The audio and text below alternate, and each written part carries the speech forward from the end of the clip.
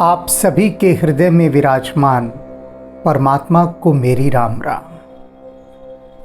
अभी इन दिनों सनकादि मुनि प्रभु श्री राम की स्तुति कर रहे हैं और इस स्तुति के मध्य एक भक्त का प्रश्न आया। प्रश्न क्या है? प्रश्न सुनकर आपको भी बड़ा आश्चर्य होगा कि कहाँ कहाँ से भक्त प्रश्न खोज लाते हैं। मन है ना, भीतर से कोई प्रश्न उठाकर दे देता है और यह प्रश्न कुछ अच्छा भी लगा, क्योंकि बिल्कुल शुद्ध सांसारिक प्रश्न है लेकिन सुंदर है। प्रश्न क्या किया? भक्त पूछ रहा है वह कि प्रभु श्री राम अपने भाइयों को लेकर उपवन में गए हैं विहार के लिए।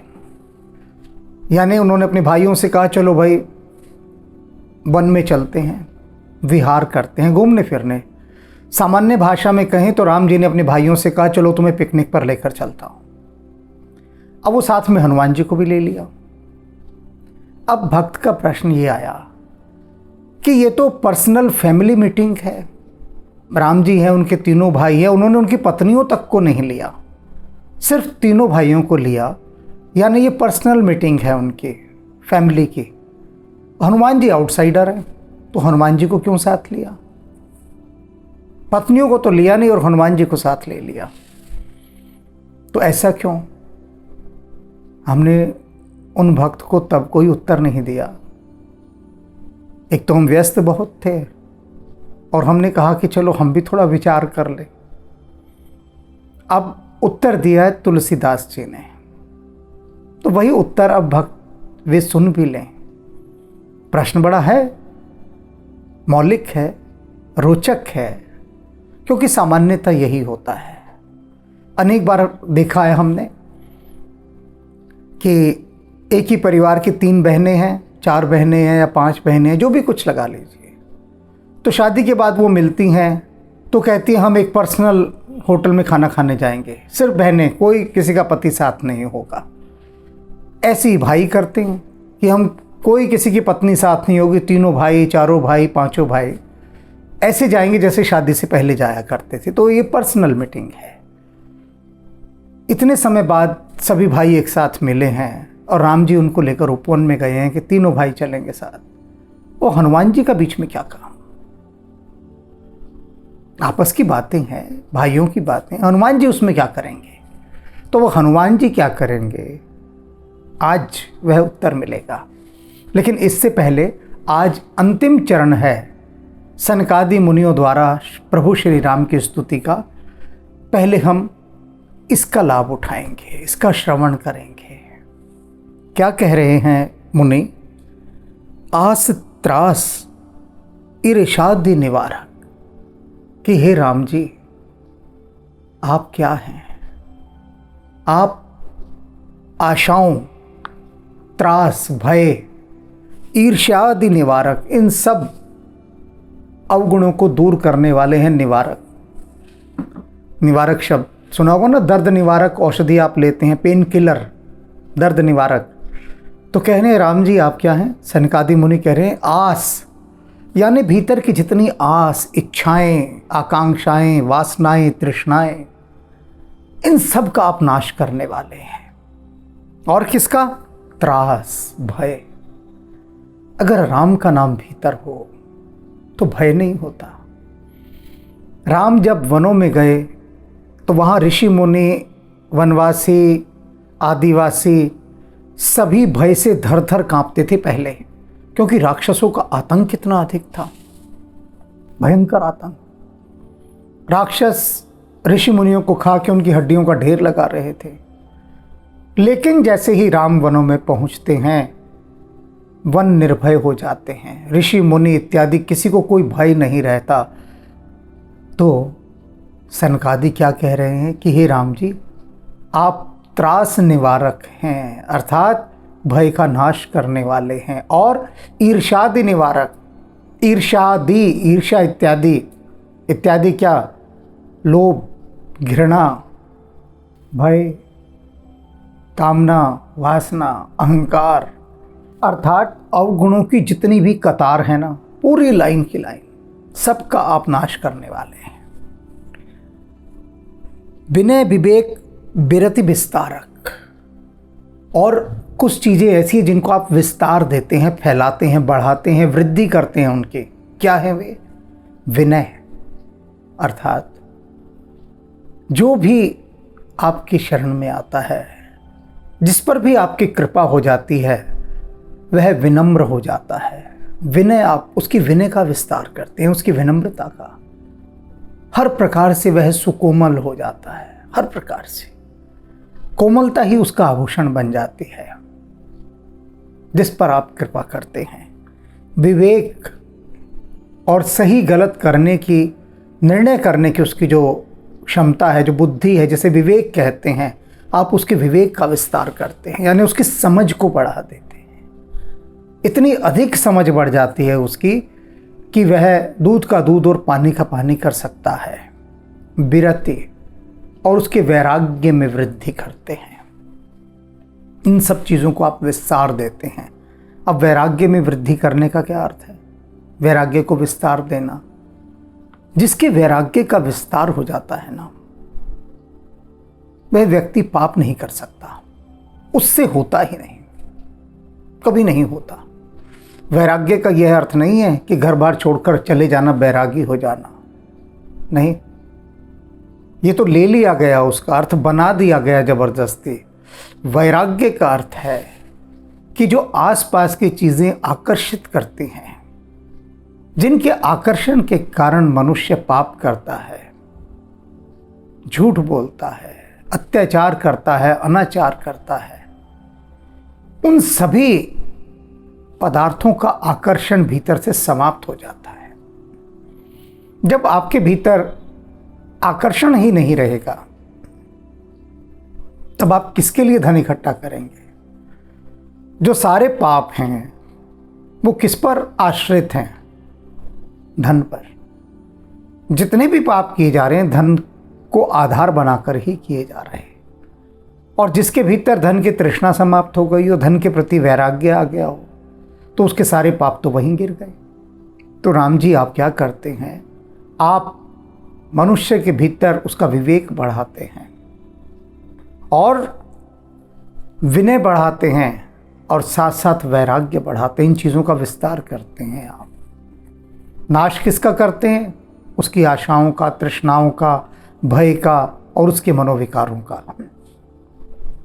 भूप मौली, आप राजाओं के मुकुट हैं, राजाओं के शिरोमणि हैं, मणिमंडल धरणी, और ये जो धरती है, इस धरती के आप सबसे सुंदर आभूषण हैं। राम ही इस धरती के आभूषण हैं। राम से ही यह धरती शोभा पा रही है। देह भक्ति संस्कृति सरितरणी, और सनकादि मुनि क्या मांग रहे हैं? देखिए, कह रहे हैं देह भक्ति, हमें आप अपनी भक्ति रूपी वह नौका दे दीजिए जिस पर बैठकर हम ये जो भव बंधनों की जो सरिता है, इसे पार कर सकें। तैरकर पार करने की बात नहीं कह रहे हैं, नौका दे दीजिए। किसकी? भक्ति की। भक्ति की नौका पर जो सवार होता है, वो सारे बंधनों को पार करता जाता है। भक्त प्रहलाद को देखा है ना, भक्ति की नौका पर सवार, पहाड़ों से फेंक दिया गया, आग में जलाने के प्रयत्न किए गए, स्वयं पिता ने तलवार लेकर मारना चाहा, कितने कितने उपद्रव नहीं किए, आयोजन नहीं किए, कौतुक नहीं किए, उपाय नहीं किए कि किसी तरह से भक्त प्रहलाद को मारा जा सके। किंतु क्या मारा जा सका? क्यों? क्योंकि भक्त प्रहलाद भक्ति की नौका पर सवार था। तो यही वर मांग रहे हैं कि आप हमें ऐसा वर दीजिए प्रभु कि हमें आपकी भक्ति प्राप्त हो, और उस भक्ति की नौका पर जब हम सवार होंगे तो ये जो भव सागर का, भव बंधनों का जो जल है ना, ये हमें छुएगा ही नहीं। मुनि मन मानस हंस निरंतर, आप क्या हैं? भगवान राम मुनियों के मन रूपी मानसरोवर में विचरने वाले हंस हैं। मानसरोवर का हंस एक पवित्रतम की जो सबसे उच्च पराकाष्ठा होती है वह है हंस। मां सरस्वती हंस पर ही विराजमान है। तो आप क्या हैं प्रभु? आप मुनियों के हृदय रूपी मानसरोवर झील में विचरने वाले हंस हैं। चरण कमल बंदित अजशंकर। और आपके चरणों की वंदना कौन कर रहा है? ब्रह्मा जी और भगवान शंकर। अनेक भक्तों से एक प्रश्न है, सोचें कि भगवान शिव को कभी उन्होंने देखा है वो किसी के चरणों की वंदना कर रहे हो? सोचिए, कभी नहीं देखा होगा, कभी नहीं सुना होगा कि भगवान शिव, उनको इतना अवकाश ही नहीं है, वो तो अपनी समाधि में ही रहते हैं प्रायः। लेकिन जब कभी भी समाधि से जागते हैं तो राम के चरण कमलों की वंदना करने के लिए व्याकुल हो उठते हैं, लालायित हो उठते हैं, उत्साहित हो उठते हैं। भगवान वनों में घूम रहे हैं, भटक रहे हैं, सीते सीते सीते सीता को पुकारते हुए, वृक्षों से पूछते हुए, लताओं से पूछते हुए, पक्षियों से पूछते हुए। और भगवान शिव संयोग से तब उन्हीं वनों से गुजर रहे थे और भगवान शिव के दर्शन किए बिना उनका हृदय नहीं माना कि उनके चरण कमलों को निहार लूं, उन्हें प्रणाम कर लूं। याद आ गया होगा सभी को प्रसंग। कहते हैं वे पार्वती से, सती से, कि वे राम मेरे हृदय में वास करते हैं, मैं राम का ही ध्यान करता हूं। पूछती हैं पार्वती कि हे नाथ, आप जब ध्यानस्थ होते हैं तब आप किसका ध्यान करते हैं? क्योंकि आप तो देवों के देव महादेव हैं, महाकाल हैं, तो महाकाल किसका ध्यान धरेगा? तो शिव कहते हैं मैं राम का ध्यान धरता हूं, राम मेरे आराध्य हैं। और वही बात सनकादि यहाँ कह रहे हैं कि ब्रह्मा जी और शंकर जी जिनके चरणों की वंदना करते हैं वे आप हैं प्रभु राम। रघुकुल के तुसेतु श्रुति रक्षक। आप क्या हैं? आप रघुकुल की वह पताका हैं जो वेद मर्यादा की रक्षक है। आप ही वह सेतु हैं, आप ही वह माध्यम है जो वेद मर्यादा की रक्षा करते हैं। राक्षस क्या करते थे? वेद मर्यादाओं को भंग करते थे और उन राक्षसों का नाश करके प्रभु श्री राम ने वेद मर्यादा की रक्षा की। काल कर्म स्वभाव गुण भक्षक। आप रक्षक भी हैं और भक्षक भी हैं। भक्षक किसके हैं आप? काल कर्म स्वभाव। काल और कर्मों और स्वभाव के अंतर्गत जो भी अवगुण पैदा होते हैं, मनोविकार पैदा होते हैं, दोष पैदा होते हैं, उनका आप भक्षण करते हैं, उनको आप खा जाते हैं। अर्थात राम की कृपा जिस पर हो तो उसे न कोई काल दोष होता है, न कर्म दोष होता है, न कोई त्रिगुणात्मक स्वभावों के अंतर्गत आने वाला कोई दोष होता है। वह दोष मुक्त हो जाता है। राम उसके सारे दोषों को, सारे पापों को जलाकर भस्म कर देते हैं। तारन तरन हरन सब दूषण। आप क्या हैं? आप तो तरन तारन हैं। तरन तारन को समझ लीजिए। जो स्वयं तरा हुआ हो वही दूसरों को तार सकता है। गुरु नानक देव जी कहते हैं, आप मुकत करे संसार, नानक तिस तिस जन को सदा नमस्कार। आप मुकुट, जो स्वयं मुक्त है, मुक्त करे संसार और संसार के लोगों को मुक्त करने की क्षमता रखता हो, नानक तिस तिस जन को सदा नमस्कार। गुरुदेव नानक जी कहते हैं कि उस जन को, उस बुद्ध पुरुष को सदा नमस्कार, हमेशा नमस्कार करो, प्रणाम करो, क्योंकि वही मुक्त करने की क्षमता रखता है। तो वे राम जी हैं तारन तरन, स्वयं तो तरे हुए हैं ही, दूसरे को भी तारने की क्षमता रखते हैं। सब दूषण, सारे दोषों को समाप्त कर देते हैं। तुलसीदास प्रभु त्रिभुवन भूषण। तुलसीदास जी कह रहे हैं कि वे जो त्रिभुवन के आभूषण हैं, वे आप, हे राम जी, आप ही मेरे स्वामी हैं, मेरे प्रभु हैं। वे राम जो तीनों लोकों के आभूषण हैं, वे मेरे स्वामी हैं। बार बार स्तुति कर प्रेम सहित सिर नाई, ब्रह्म भवन सनकादिगे अति अभीष्ट वर पाए। ये जो सनकादि मुनि आए थे, सभी ने स्तुति करी, बार बार स्तुति कर प्रेम सहित सिर नाई, बड़े प्रेम के साथ सिर झुकाया, सिर झुकाकर प्रभु को नमस्कार किया। ब्रह्म भवन, और जिस ब्रह्मलोक से आए थे वहाँ पर सनकादि गए, वे वहाँ पर चले गए। अति अभीष्ट वर पाए, बहुत ही अभीष्ट मनचाहा वर पाकर चले गए। वरदान मिल गया। क्या वरदान मिल गया? मांगा था कि प्रभु आप हमें अपनी प्रेमा भक्ति दे दीजिए, अनपायनी प्रेमा भक्ति, ऐसी जो कभी खंडित नहीं होती, कभी विचलित नहीं होती, कभी टलती नहीं, अटल भक्ति, प्रेमा भक्ति जिसमें कोई शिकायत नहीं होती।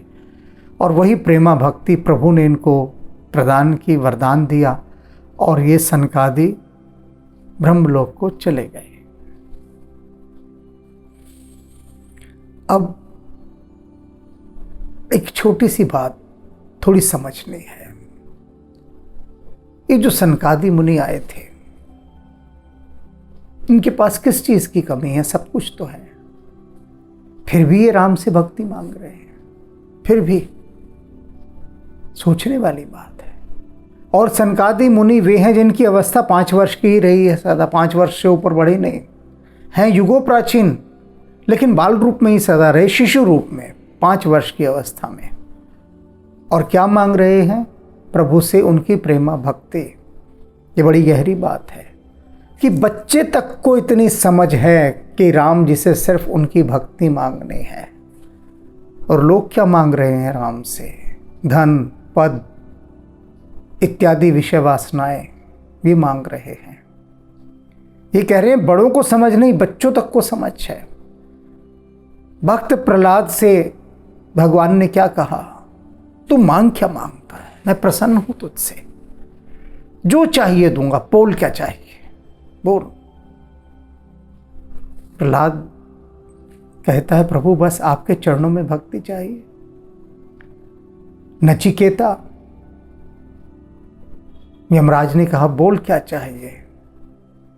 कुछ नहीं चाहिए, भक्ति मांगी। भक्त ध्रुव से पूछा बोल क्या चाहिए? उसने कहा कुछ नहीं, सिर्फ भक्ति चाहिए। विभीषण राक्षस था, लेकिन राक्षस होने के बाद भी उसने क्या मांगा कि मुझे बस प्रभु के चरणों में भक्ति चाहिए और कुछ नहीं चाहिए। तो सार क्या निकला कि जिनके समक्ष प्रभु स्वयं आकर खड़े हो गए और कहा मांग क्या मांगता है, तो जिन्हें पता था वास्तव में कि सार तो केवल भक्ति है प्रभु की, तो उन्होंने केवल सार मांगा, अमृत मांगा। अन्यथा मांगने वालों ने तो धन संपदाएं मांगी। रावण ने क्या मांगा कि पूरी धरती का स्वामी बन जाऊं, राजा बन जाऊं। और भस्मासुर ने क्या मांगा? दूसरों का नाश करूं, बस यही तो मांगा ना। तो ये बात बड़ी गहरी है समझने वाले, कि छोटे छोटे बच्चे भी ये बात समझते हैं कि प्रभु से केवल उनकी भक्ति मांगनी है। अरे जब भक्ति आ गई तो सारी रिद्धि सिद्धि सब दौड़ी चली आती हैं, सब भागी चली आती हैं, सब रिद्धियां सिद्धियां सब दौड़ी चली आती हैं जहां राम जी की भक्ति आ गई। जा पर कृपा राम की होई, ता पर कृपा करे सब कोई। सभी दौड़ दौड़ कर कृपा करना चाहते हैं, फिर क्या अरे भाई इस पे तो राम की कृपा है। तो सिर्फ राम की कृपा प्राप्त करने का प्रयास होना चाहिए, बाकी चीज़ें गौण हैं, स्वयं आती हैं, अपने आप आती हैं, बिन बुलाए आती हैं। अब सनकादि विधि लोक कसिधाय, सनक इत्यादि जो आए थे मुनि वो सब ब्रह्मलोक को चले गए। भ्रातन राम चरण सिर नाए, अब तीनों भाइयों ने प्रभु श्री राम के चरणों को नमस्कार किया, वो सब चले गए स्तुति करके। अब तीनों भाई प्रभु श्री राम के चरणों में नमस्कार करते हैं, सिर झुकाते हैं। पूछत प्रभु ही सकुल सकुचाई, प्रभु से कुछ पूछना चाहते हैं। तीनों भाई बहुत कुछ मन में है कि राम जी से पूछना है, लेकिन बड़े संकुचित हो रहे हैं, सकुचा रहे हैं। हेजिटेशन, सकुचाना माने हेजिटेट कर रहे हैं, कैसे पूछें। अब ये इतना आदर है, इतना प्रेम है, इतना भाव है कि कुछ पूछते हुए भी ये लग रहा है कि कहीं कुछ ऐसा वैसा ना पूछ बैठे कि प्रभु कुछ और अर्थ ले लें।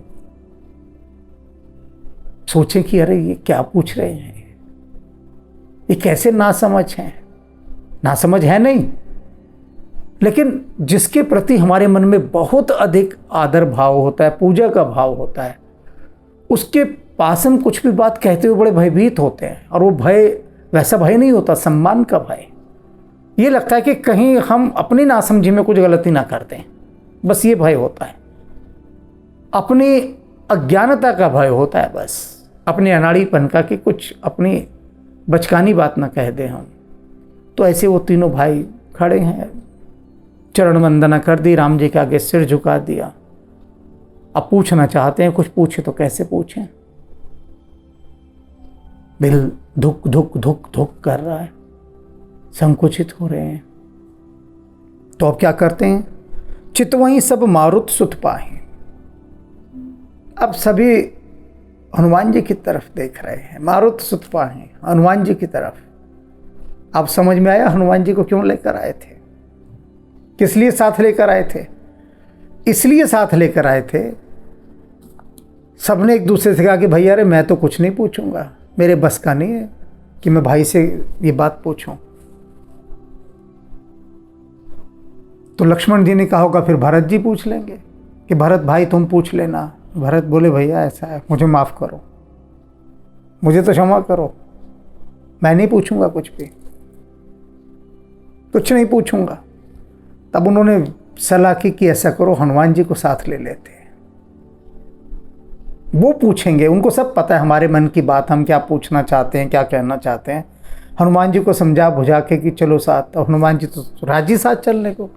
अब इसलिए हनुमान जी को लिया था कि वे पूछेंगे। देखा ना हनुमान जी की तरफ उन्होंने। अब क्या कारण है कि हनुमान जी पूछेंगे, इसे समझिए। सुग्रीव ऋष्यमुख पर्वत पर है, देखता है ऊपर से कि दो शस्त्रधारी चले आ रहे हैं। बस उसके तो पसीने छूट जाते हैं, होश उड़ जाते हैं, कांपने लगता है और कहता है कि देखो हनुमान, वाली ने दो हत्यारे भेजे हैं और ये मुझे छोड़ेंगे नहीं। इनके हथियार देख रहे हो, इनके वेपन्स, आयुध, ये ऐसे अत्याधुनिक दिव्यास्त्रों से सुसज्जित होकर ये दो हत्यारे आ रहे हैं। अब मेरा बचना मुश्किल है। हनुमान जी कहते हैं व्यर्थ में व्याकुल मत हुआ करो, पहले पता तो लगे बात क्या है। तो सुग्रीव कहता है कि जाके पता करो, फिर जाओ, तुम ही जाओ, पता करो और वेश बदल कर जाना। हनुमान जी पहुंचते हैं राम जी के पास।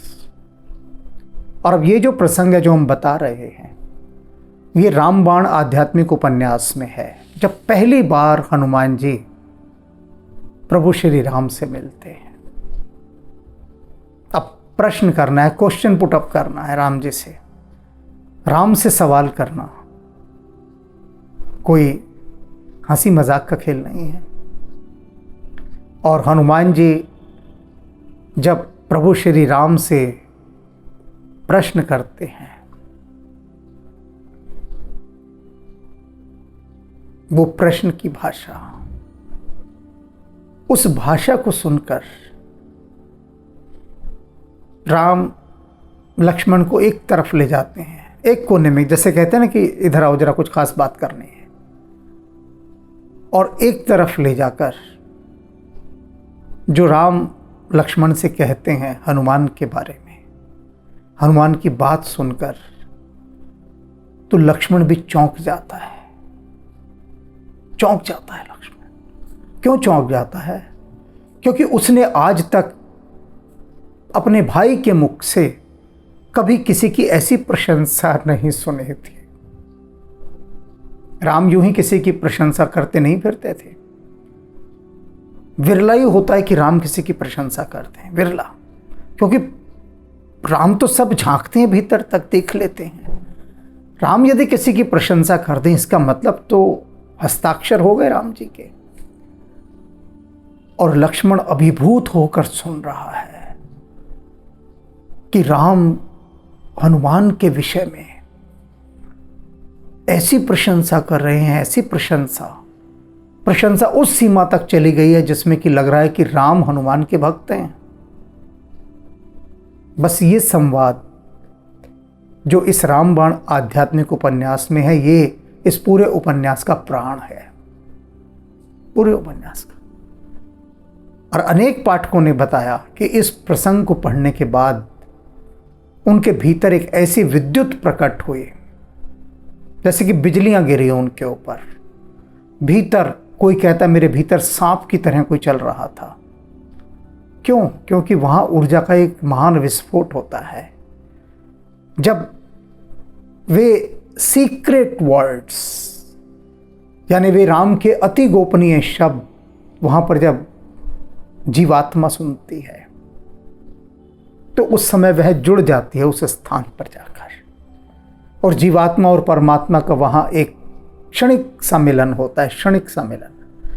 और वो क्षणिक मिलन ही विस्फोट करता है भीतर महान ऊर्जा का, महान ऊर्जा का। ये बात अलग है कि फिर अगले दिन लोग अपने धंधे पाने के अंदर वो सब भूल जाते हैं, उसे संभाल कर नहीं रख पाते।